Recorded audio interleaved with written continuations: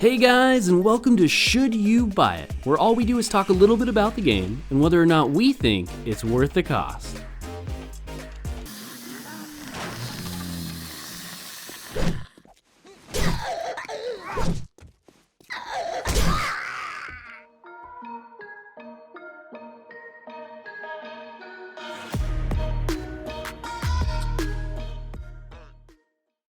In this episode, we'll be playing 7 Days to Die, the open-world RPG survival zombie game that requires you to use your head in order to survive in a zombie apocalypse. So the first question that we always cover in these videos is what stage of development is the game in? And in this case, 7 Days to Die is currently in early access and available on PC as well as PlayStation and Xbox for $25. However, this game does go on sale quite often, so be on the lookout if that's something you're interested in. So what exactly is the game? Well, 7 Days to Die is a zombie survival game in which every 7 days you will be attacked by a horde of ever-increasing difficulty. Since every in-game day is 1 hour in real life, this allows the game to create a sense of urgency as you must prepare yourself for what is to come. You will start out essentially naked and confused. However, the game will try to give you a very basic set of quests in order to get you started. These include things like craft a bedroll, craft a bow, build a campfire, and then go find your first quest giver. These are definitely nice as they give you a very basic understanding of how the game works without giving you so much information that you start to feel overloaded. Now, 7 Days to Die definitely wants you to figure out how the game works a bit on your own. This is great when you're first starting out and trying to figure out what you should be doing and where you should be going, but once you get to the mid to late game, this becomes more of a nuisance. What we mean by this is that when you reach the mid to late game, it creates a sense of frustration when you're trying to figure out something as simple as where to find iron. This resulted in us having to scour the interwebs in order to find the information that we needed, and to me, this is not really something any game should need, excluding for things such as maybe like Easter eggs or something, but for just basic things, it seems unnecessary. Now this game at its core is a sandbox game. That means you can go anywhere you want and focus on whatever you may enjoy, or at least that's what the game wants you to think. You see, there is a very clear quote-unquote most efficient playstyle in 7 Days to Die. You could spend your time going from house to house and looking for loot, chasing airdrops, or even just chopping down trees. But if you're not careful, you'll find yourself extremely unprepared for what is to come. Now, we don't really want to tell you all the most efficient ways to spend your time in 7 Days to Die, but just to give you an idea of what I'm talking about, you could spend countless hours chopping trees to build an epic base, or you could slap some chests on the top of a roof in 5 minutes. This is great if you want to play the game on higher difficulties where you can be two-shot by zombies, but when you're just trying to enjoy the game, this can completely derail the fun since you no longer have any major threats, excluding maybe your 7th day Horde Night. Again, there are many things like this within the game that more experienced players know about, but unless you're trying to play on some of the hardest difficulties, I would actually tell you to try to play the game without any help from the internet, as figuring out things on your own for the first time is one of the best parts of the game for us. So now that we have gotten some things out of the way, let's start talking about the multiplayer, the combat, and the RPG systems. First up is the multiplayer. Multiplayer in public servers is a bit rough.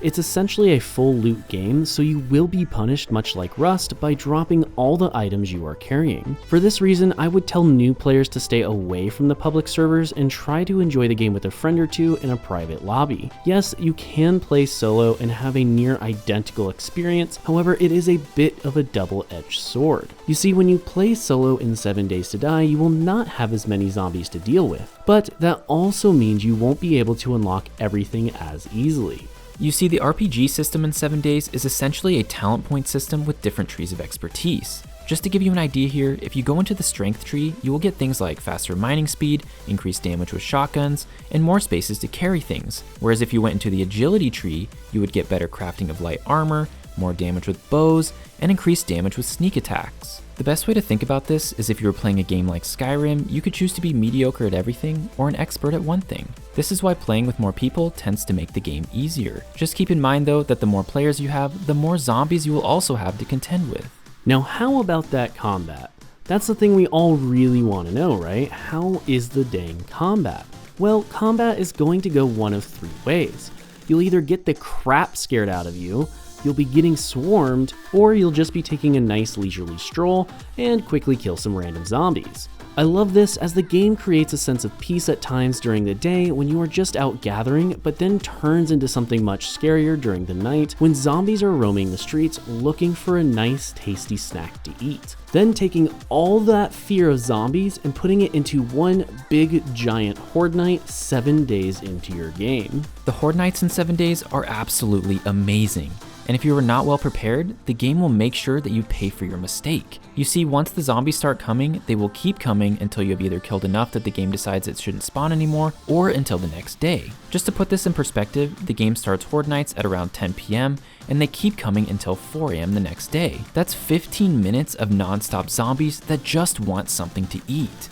Now, just to make things more fun, there are tons of different types of zombies. The first 3 to 4 weeks, you will mostly only encounter the normal and tough zombie types. However, I don't want to spoil all of the late game types, but let's just say there's a lot. To give you an example, there's a cop zombie that spits bile at you, a jumping zombie that can jump large distances, and even zombie bears. Let me just tell you, if that sounds interesting, then there's a lot more in store for you when it comes to the types of zombies. Now, if all that sounds like a bit much to you, don't worry, as there's a large variety of weapons to choose from that will help you deal with these brain eaters. This game has everything from clubs to semi-automatic shotguns. If that wasn't enough, it even has traps such as barbed wire, spikes, and giant spinning saw blades. Still not enough for you?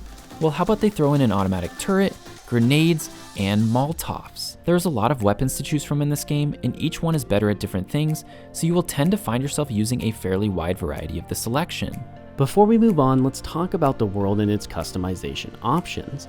The 7 Days to Die world is fully destructible. This means if you see something and you want to break it, you can. If you're locked in a room and trying to get out quickly, you could smash a window or chop your way through the wall. Maybe you have a quest to find some buried treasure. Well, then whip out your shovel and get to work. On top of all of that, there are 5 major biomes for you to play in. You've got your desert, your forest, your snowy, your burnt, and even wasteland. Each of these have different resources available to you in them, so do expect to need to travel from these in the mid to late game. Just to give you an example, if you want to find oil in order to make vehicles and Molotovs, then you're going to have to travel to the desert biome. As far as world customization goes, you can either create your own or you can allow the game to play on one of the pre-made ones. If you do decide to create your own, it's procedurally generated, so you can create anything you want in there. That means you can increase the amount of resources, change the difficulty, change how many airdrops drop, how fast the nights come. Everything you could imagine is basically changeable here in these settings. So now it's time for the pros and cons section for the video. First up for the pros is the fact that everything is completely destructible in this game. From cars to windows, trees, or even the ground beneath your feet is ultimately destructible.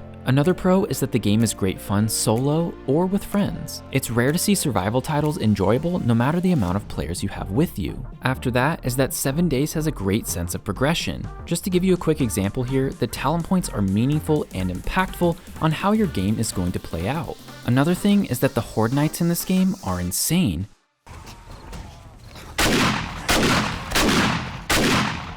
What we mean by this is that the Horde Nights give a sense of urgency, since you're going to have to prepare yourself in order to survive them. It also is extremely intense and feels as if you were to stop shooting for even a moment, it could quickly result in your demise. Next up for the pros is that 7 Days gives you the true freedom to build whatever you want or play your character the way you want to play it. Lastly for the pros is that the player is never too powerful, giving the game a sense of difficulty even after hours of playtime, but at the same time you can still feel your character increasing in strength. Now for the cons. First up is that playing efficiently is arguably boring. What I mean by this is that if you play efficiently, you're gonna find out that there's a lot of ways that you can kind of abuse the system in order to get ahead. You'll notice if you ever watch a streamer that plays this game and they're playing on the hardest possible difficulties, you kind of have to play this way in order to survive. That's fine, and I totally think it's a great thing to have, but if you're playing on a normal difficulty or playing through for your first time, don't do this stuff as it's going to totally ruin your gameplay experience. Next up for the cons is that the devs seem to be extremely slow at putting out content. Don't get me wrong, I'm still glad that these devs are working on their game, but it's been a long time that this game has been in early access, and there seems to be little to any improvements aside from minor graphical and some minor content additions. Lastly for the cons is that the graphics in this game are a bit dated. I mean, don't get me wrong, they're not the worst thing in the world, but they're definitely out of date when you compare it to modern survival games.